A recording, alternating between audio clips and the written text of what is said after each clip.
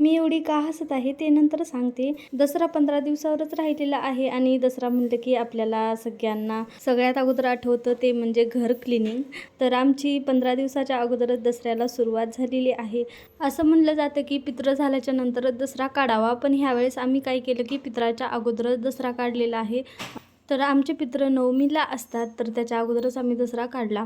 घरामध्ये 2 बेबीज आहेत आणि त्यामुळं काही सगळं वेळेवर होणार नाही, म्हणजे 3-4 दिवसामध्ये काही पूर्ण दसरा काही होणार नाही. तर त्यामुळं ह्यावेळेस असं ठरवलं की अगोदरच म्हणजे पितृ होण्याच्या अगोदरच दसरा काढून घ्यावा, म्हणजे जे जे आपण क्लीन केलं आहे तर त्याला काही हात लावायचा नाही. पण किचन रूम नंतर हॉल हे नंतर साफ करूया, म्हणजे पितृ झाल्याच्या नंतर.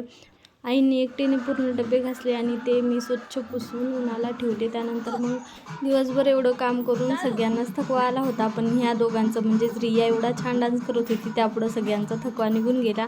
आणि दादूचं काहीतरी वेगळंच सुरू असतो, काही सगळ्यामध्ये मिक्स होत नाही. तर बघा रिया इथं किती छान डान्स करत होती, म्हणजे जसं तिचे पप्पा करतील तसं ती करायचा प्रयत्न करत होती. त्यानंतर मग जे काही डबे घासले होते तर ते व्यवस्थित लावून टाकले. तर डब्याला किचनमध्ये जागा नसल्यामुळं आम्ही बेडरूममध्येच डबे लावतो. तर माझ्या हसण्याचं कारण हे दोघं, कारण की हे दोघंजणं एवढे नाचत होते, बघायचं कामच नाही. तर उद्या भेटूया आणखी एका नवीन ब्लॉगमध्ये. तोपर्यंत बाय बाय, स्टे ट्यून.